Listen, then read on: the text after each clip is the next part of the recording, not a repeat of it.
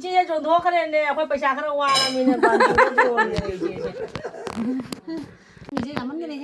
जामीगा तौरम तो खोई लाई है ना इंद्र सावंसाना पूरी का करी का इनन तो बिराम इसी सत्ते ने दिखाओ बनी इसी लूद्रा काय दे ना हाय बको दो इति खंग दे दो सोना का साइज सोना का हाइजन के बसे सी हाइजन लगा सुन जौरे ने हाय बा चेक कर खरा लाई हेलो मैम मैम पर मकु हा मक तो खुरमजरी मैम ngasi वीडियो को पुदुना लाक्चरे मैम मफम दो मैम ngasi की वीडियो से दी चटपे की वीडियो इन ओइदोरे को अदो चत्तोरी से कायदनो करिनो इसी मथंग मथंग हाइजरगे दो चत्तोरी मफम से अमुक फौना चचद्री को हाइदि इमाना पोकपदगी हाइतारे आई फर्स्ट टाइम देव चचदोरी से भात मास मराई मफमदुगा भात्री मास मराई मफमदुगा नेवने चत्तोरी से होजे रेडी होइनो लोरे थोगे तोरे करिगे चत्तोइनो हाइबदु सोई हाइजरके मैम द शेयर तौजरके दो वीडियो से लोइबो यंगबिउ स्किप तौबिगनो दुगा मैम वीडियो से नुंगाई बिरगदि मैम न लाइक तौबि शेयर तौबि दुगा मैम सब्सक्राइब तौबा कौबिगनो दुगा सब्सक्राइब तौदबा यौबिबो मैम से सब्सक्राइब तौसनमेरा मोइगे चैनल से दो हुजी अखोई चत्तोरी से मास मरा भात्री मास मराई मफमदुगा दनी अखोई हुजी से कनो you're capital you're sorry capital नातेने करे जानीगंज तक जानीगंज की फ्रूट्स खरा लेरे लेरगा अमुक थोकले तो सिसे कोई इंदम सामा लाइए बको इनेम तो चली से इने इनेम तो ने इनाउ ने पानी इनेम तो ने मचानु पाने ए जान पा तो मने इंदम चामने कोई ngasi चली बै मरम सिना खरनि ममांग दगे कोई इंदम चा हइदी इनेम तो नि मचे से लेबला इए बको इनेम तो न खरनि लेमिनसी हाइना मो लेबला इए बा अदो ngasi थिनबा चतुइने बको अदो चटपसिगा इनेम तो न हाइबा नंग चसी एने गोन हौइ बको अदो दे बहु चचद्रि भने ए चटनिंगे को फमदो येंगनिंगे ने चाव बनेबा अदोनी मैम आदि इंदम चा थिनबा चटपा हाइतारे अखोई हौजी कइनो यौरेबको सदरघाट यौरे सदरघाट से पुराना ब्रिज नेबको सदरघाट यौरे दे चत्री क्यां वाली म कइनो ए केसुम खंगदेको एकदम चली नाइ चलीनी अबो चत्री मिने फम ज्ञान में कइदा फम रा खंगदे सेबुदि खंगेको सदरघाट नेना सिगै लांदा रोंगपुर बंगने ना खंगे रोंगपुर से अहानबो दोइनि ममिंग तनि गoi ताजरि फम खरा लेको इना चत्ता बने तो ngasi से फर्स्ट टाइम नैना चली से इमाना पोकपदगी अदा होय होजी गाड़ी चले गाड़ी रे तोंगी से लेरा इनेमटन दिन चंदा लेसिना इंदम चाने को इनेमटन की मचे दनि चाक तोकपा का खोय थोकले पुंगनी gi dwai थोकले खदंग ngन थोकले ने बको होन हलक्तोइ दिनम कम खोय थेंगने आइन अंगांग जावे रे इनम दाने ना इंजु इंगी थेंगदरा अदि अदा सोजागी सेना उधारबन लंबेन इनेमटन ने कइना खोय वीडियो मते मन नमदो अरे मैम वीडियो से जेंग से स्किप तौबिगनु लोइ फावबा येंगबिउ ए वीडियो से मैम द शेयर तौजरके एने मते मते नंबर सिंग दो मैम द शेयर तौजरके वीडियो से जेंग से मखा ताना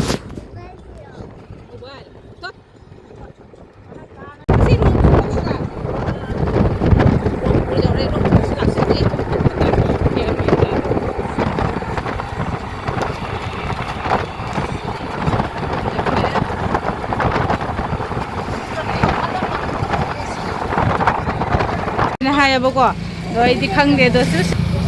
सोना का साइज सोना का हाइजन के बसे सी हाइजन लगा सुन जौरे ने हाय बा चेक कर खरा लेरी दुकान देगी खरा वादा पाई दि कई कई न माल लेगा नाइ न यंग लेरी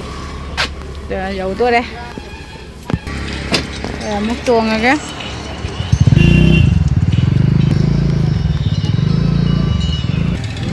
हासरा सेक्सिगा हाइजन गने वा मना थने दमो मोजी थादो गने आ भाई मो थादो कोइ जरा मो तादो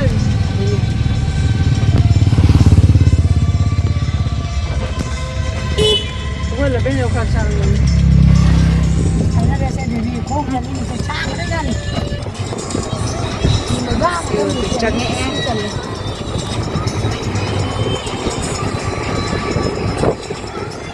गाड़ी चोबो कोई दीवार थैना नहीं है टेस्टी भजना तौरे ओके बा जिरी चतो का माली जिरी है ना देखो भजना नाल स्लो मुन्नारे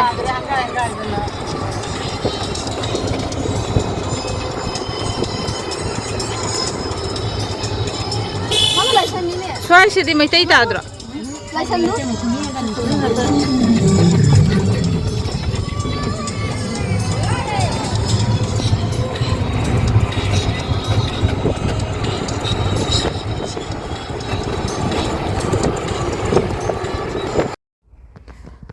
मैम लम्बे से को सांगी चंगई से ꯗꯤ ꯖꯧꯔꯗ꯭ꯔꯥ ꯍꯥꯏ ꯈꯟꯕꯀꯣ ꯖꯧꯗꯦꯕ ꯈ꯭ꯋꯥꯛ ꯁꯥꯡꯉꯤ ꯆꯪꯉꯦ ꯍꯩꯖꯤꯜꯂꯒ ꯑꯩꯗꯤ ꯍꯩꯖꯤꯟꯕꯒ ꯑꯣꯏ ꯃꯥꯜꯂꯦ ꯑꯩꯅ ꯈꯜꯂꯦꯕ ꯕꯠ ꯍꯩꯖꯔꯝꯕꯒ ꯑꯣꯏꯕ ꯍꯩꯖꯤꯟꯕꯒ ꯅꯠꯇꯦ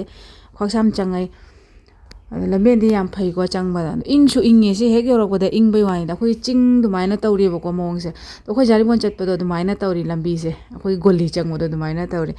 ꯑꯗꯣ ꯏꯪꯁꯨ ꯏꯪꯉꯤꯕ ꯇꯨꯏꯅ ꯆꯥꯅꯁꯨ ꯍꯥꯏꯌꯦꯕ ꯏꯪꯉꯦ ꯍꯥꯏꯅ ꯑꯗꯩ ꯉꯥꯏꯍꯥꯛ ꯂꯩꯔꯒꯗꯤ ꯁꯤ ꯌꯧꯔꯒꯗꯤ ꯆꯥꯅ ꯍꯥꯏ ꯃꯩꯇꯩꯒꯤ ꯈꯨꯟ ꯐꯪꯉꯦ ꯍꯥꯏꯅꯀோ ꯗꯨꯀꯥꯟꯒꯁꯨ ꯁꯨꯝ ꯎꯔꯦ ꯃꯩꯇꯩꯒꯤ ꯑꯗꯩꯗꯤ ꯗꯨꯀꯥꯟ ꯃꯆꯥ ꯑꯩꯈꯣꯏꯒꯤ ꯍꯣꯇꯦꯜ ꯑꯗꯨꯃꯥꯏꯅ ꯍꯣꯏꯅꯦ ꯁꯟꯗꯥꯒꯤ ꯑꯆꯥꯄꯣꯠ ꯌꯣꯟꯕ ꯗꯨꯀꯥꯟ ꯍꯥꯏꯇꯥꯔꯦ ꯑꯗꯨꯁꯨ ꯐꯪꯉꯦ ꯑꯗꯨꯝ ꯃꯩꯇꯩꯅ ꯂꯩꯕ ꯈꯨꯟꯁꯦ ꯑꯃꯔꯣꯝꯒꯤꯗꯤ ꯁꯨꯝ ꯈꯪꯕ ꯉꯝꯕꯅꯤ ꯁꯠ ꯂꯥꯎꯅꯀꯣ ꯃꯩꯇꯩꯅ ꯇꯥꯕ ꯃꯐꯝꯁꯦ ꯁꯨꯝ ꯃꯑꯣꯡ ꯑꯃꯈꯛꯇ ꯁꯨꯝ ꯈꯪꯉꯛꯄꯅꯦꯕ ꯐꯤꯜ ꯇꯧꯕꯅꯤ ꯑꯗꯩ ꯁꯤꯒꯁꯨ ꯗꯨꯀꯥꯟ ꯑꯃ ꯂꯩꯔꯦ ꯑꯗꯣ ꯁꯤꯁꯨ ꯃꯩꯇꯩꯒꯤ ꯗꯨꯀꯥꯟꯅꯤ ꯍꯥꯏꯕ ꯑꯗꯩ ꯊꯣꯡ ꯃꯆꯥ ꯑꯃ ꯂꯥꯟꯒꯅꯤ ꯁꯤ ꯃꯃꯥꯡꯗ ꯂꯩꯔꯦ ꯑꯗꯨ ꯁꯤ ꯊꯣꯡ ꯃꯆꯥ ꯃꯈꯥꯗꯒ ꯏꯟꯒ ꯊꯥꯏ ꯉꯥ ꯐꯥꯅꯕꯒꯤꯔ ꯈꯪꯗꯦ ꯉꯥ ꯌꯥꯝ ꯐꯥꯕ꯭ꯔꯥ ꯈꯪꯗꯦꯀꯣ ꯃꯥꯁ ꯃꯔꯥꯀ ꯍꯥꯏ ꯃꯥꯁ ꯃꯔꯥ ꯍꯥꯏꯔ ꯃꯥꯁ ꯄꯔꯥ ꯍꯥꯏꯔ ꯈꯪꯗꯦ ꯑꯩꯗꯤ ꯃꯥꯁ ꯃꯔꯥ ꯍꯥꯏꯅ ꯇꯥꯏ ꯃꯥꯁ ꯃꯔꯥ ꯍꯥꯏ ꯃꯥꯜꯂꯦ ꯃꯈꯥꯗ ꯏꯟꯒꯁꯨ ꯂꯩ ꯑꯗꯨꯝ ꯌꯥꯏꯗꯤ ꯑꯗꯨꯝ ꯆꯥꯅ ꯍꯥꯏꯔꯦ ꯁꯤꯒꯩ ꯍꯩꯖꯜꯂ ꯈꯤꯇꯪ ꯀꯥꯈꯠꯂꯒ ꯃꯇꯦꯛ ꯑꯃ ꯀꯥꯈꯠꯂꯒ ꯍꯩꯖꯜꯂꯅꯤ ꯑꯗꯨꯒ ꯌꯧꯔꯅꯤ ꯍꯥꯏꯅ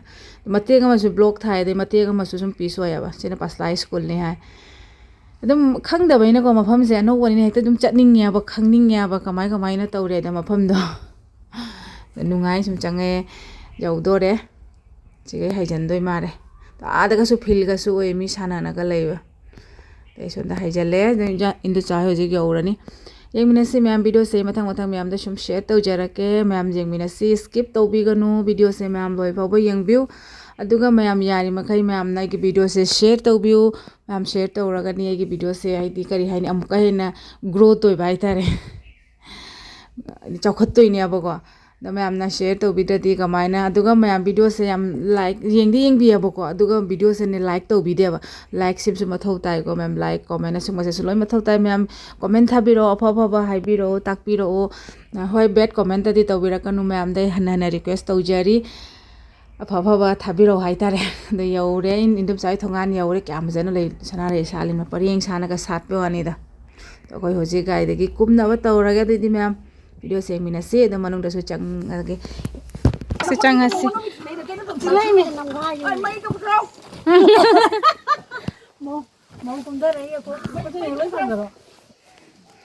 ꯁꯤꯅ ꯑꯩꯈꯣꯏ ꯏꯟꯗꯣꯝꯆꯥꯒꯤ ꯃꯅꯥꯎꯅꯨꯄꯤ ꯄꯣꯠꯊꯣꯛ ꯂꯩꯅꯦ ꯆꯪꯉꯨ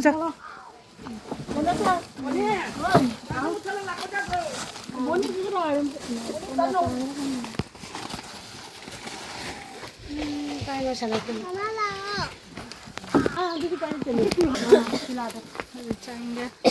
ꯂꯣꯏꯔꯦ ꯏꯐꯨꯟꯗ ꯄꯨꯔꯥ ꯁꯝꯒ ꯅꯥꯒ ꯂꯣꯏ ꯅꯞꯁꯟꯈ꯭ꯔꯦ ꯑꯗꯨꯗ ꯆꯪꯉꯦ ꯑꯁ ꯀꯩ ꯈꯨꯐꯖ ꯆꯥꯎꯕꯅꯦ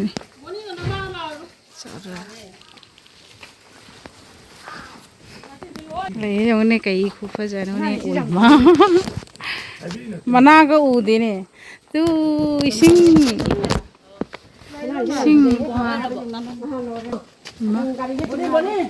ꯃꯥꯏ ꯀꯥꯒꯦꯁꯤꯕꯣ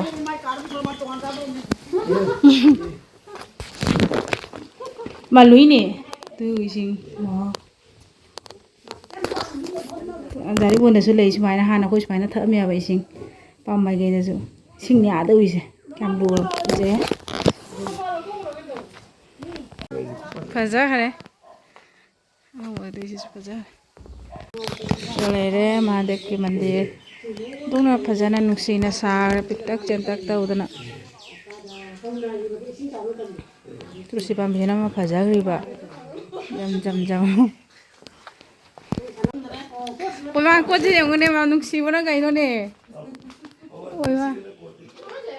ꯄꯤꯛꯇꯛ ꯆꯦꯟꯇꯛꯅ ꯌꯦꯡꯉꯨꯅꯦ ꯑꯅꯧꯕ ꯄꯣꯠꯁꯦ ꯎꯕ ꯐꯪꯉꯦꯀꯣ ꯀꯣꯠ ꯍꯥꯏꯗꯣ ꯁꯤꯅꯤꯗꯨ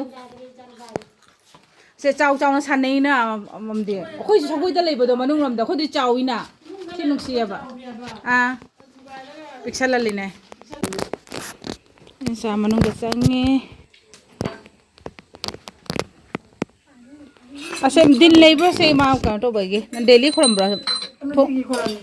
ꯅꯨꯡꯇꯤ ꯊꯣꯡ ꯍꯥꯡꯉꯦ ꯑꯣ ꯑꯌꯨꯛꯇ ꯂꯩ ꯁꯨꯀꯥꯟꯗ ꯃꯤ ꯐꯖꯅ ꯊꯝꯈ꯭ꯔꯕꯣꯅꯦ ꯑꯣ ꯑꯦ ꯁꯟꯗꯥꯒꯤ ꯑꯌꯨꯛꯀꯤ ꯇꯧꯔꯤꯔꯣ ꯌꯦꯡꯉꯨ ꯃꯥ ꯑꯣꯟꯊꯅꯤꯀꯣ ꯌꯦꯡꯉꯨ ꯀꯥꯈꯠꯂ ꯌꯦꯡꯉꯨ थांगलुनु मदम जेंगजाली इसिंग निदो मन मुनु मचा चानु पा इसिंग जेंगे दो उद्री बनी ना सुमसे इसिंग जेंगे लुद्रा अगो इसिंग जाम सुमा इसिंग हाउदी हावनी यामना रिंग कुहागी सिंग अखोय जो हाना सुमाइना जुमरोम दे तोरम याबा दे होजिकती लोइना ट्यूब खिलाबनीना ट्यूब को इसिंग सतेना दे हावनी इसिंग लुद्रा कायदे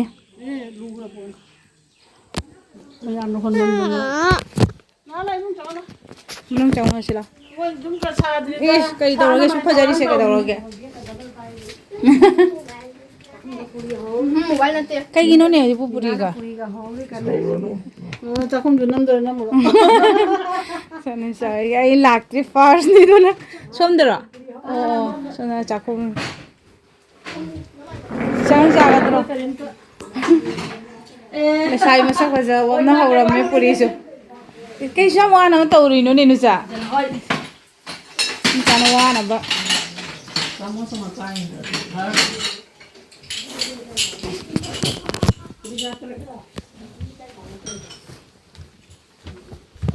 Marang kaya ni chakum di. Oh, sonda su room lai ra. Oh, siga su, sina lai room. Oh, siga su. Oh, jami ni kutha de. Mau ka la di nungai ba na loi ni ya. Mau ka changa di nungai ra ni ai ba. Oh, sonda su room. Oh, chau ini jum di kai no ne. Fajar kare nungsi kare kai no ne. Room chau. Jami ka tawram to khoi lai ai na.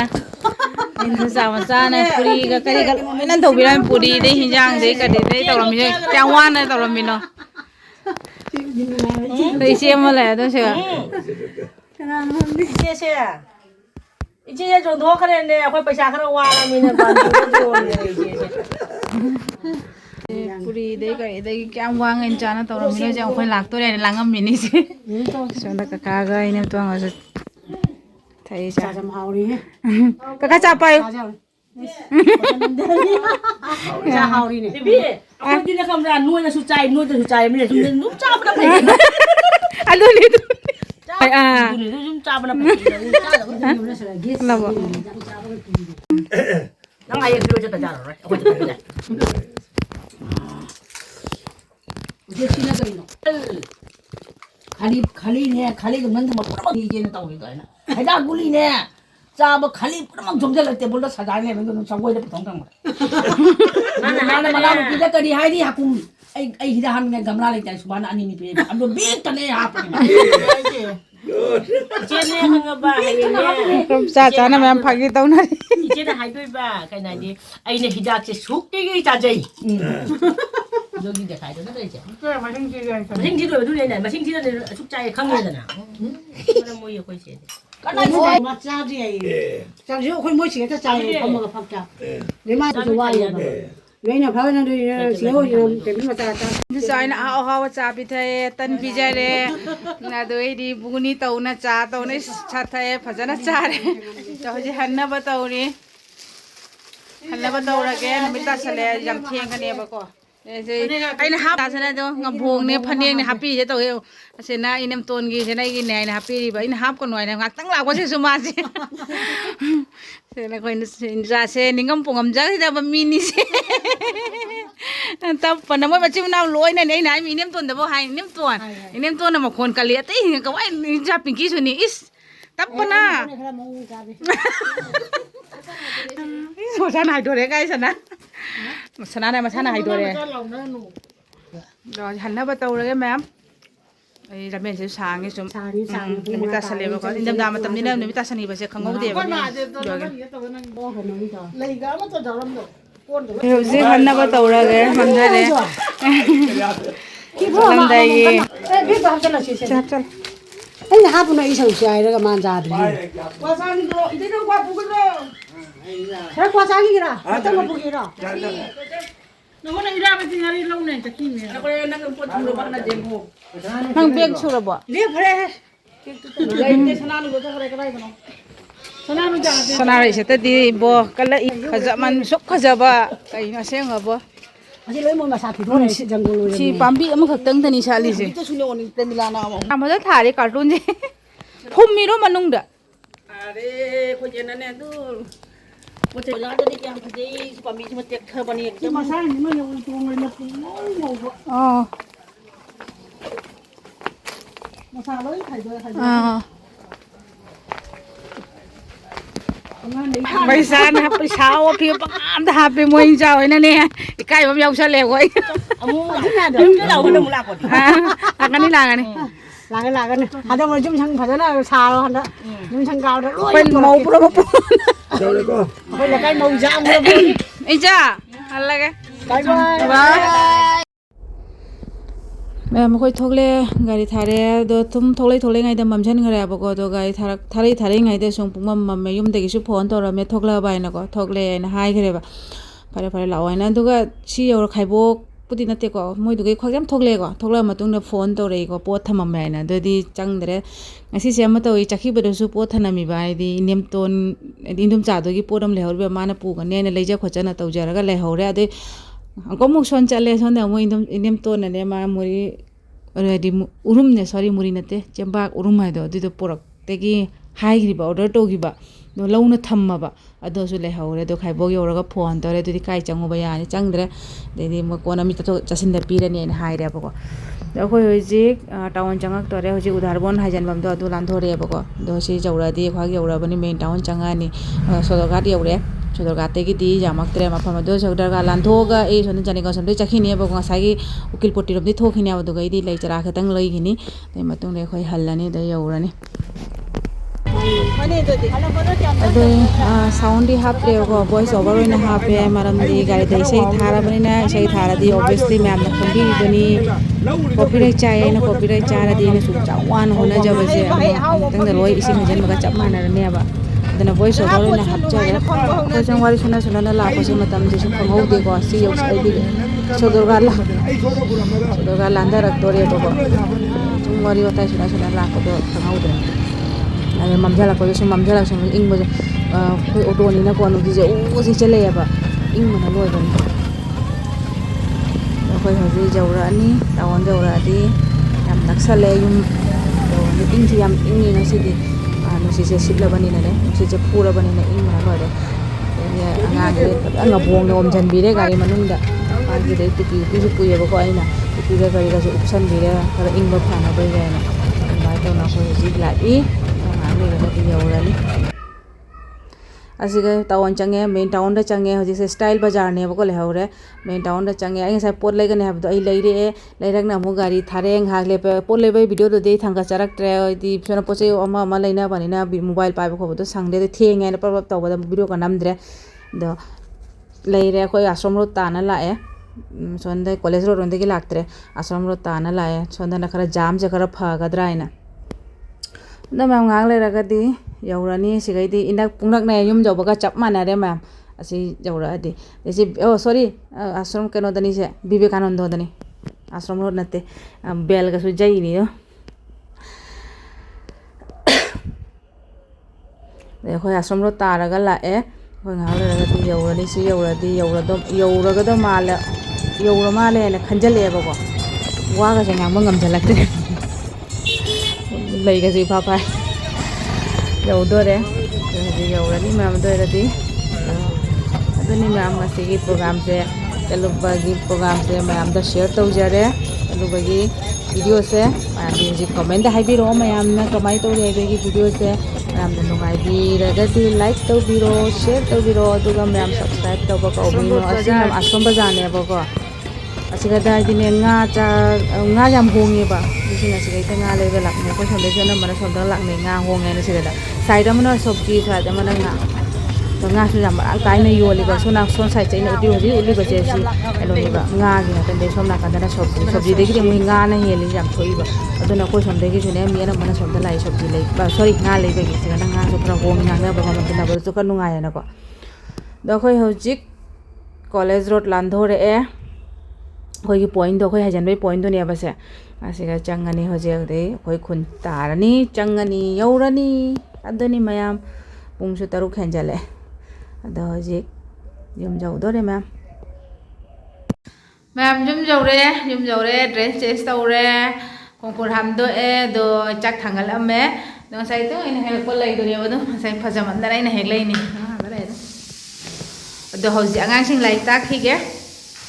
ꯑꯗꯣ ꯃꯌꯥꯝ ꯉꯁꯤꯒꯤ ꯑꯣꯏꯅꯗꯤ ꯚꯤꯗꯤꯑꯣꯁꯦ ꯃꯇꯥꯡꯁꯤꯒ ꯂꯣꯏꯁꯤꯟꯖꯔꯒꯦ ꯑꯗꯣ ꯃꯌꯥꯝ ꯚꯤꯗꯤꯑꯣꯁꯦ ꯀꯃꯥꯏꯅ ꯇꯧꯔꯤ ꯍꯥꯏꯗꯣ ꯃꯌꯥꯝ ꯍꯥꯏꯕꯤꯔꯝꯃꯣ ꯂꯥꯏꯛ ꯇꯧꯕꯤꯔꯝꯃꯣ ꯁꯦꯌꯔ ꯇꯧꯕꯤꯔꯝꯃꯣ ꯑꯗꯨꯒ ꯃꯌꯥꯝ ꯁꯕꯁꯀ꯭राꯏꯕ ꯇꯧꯕ ꯀꯥꯎꯕꯤꯒꯅꯨ ꯑꯗꯨꯗꯤ ꯉꯁꯤꯒꯤ ꯑꯣꯏꯅ ꯃꯇꯥꯡꯁꯤꯒ ꯂꯣꯏꯁꯤꯟꯖꯔꯒꯦ ꯅꯦꯛꯁ ꯚꯤꯗꯤꯑꯣꯗ ꯑꯃꯨꯛ ꯊꯦꯡꯅꯔꯁꯤ ꯕꯥꯏ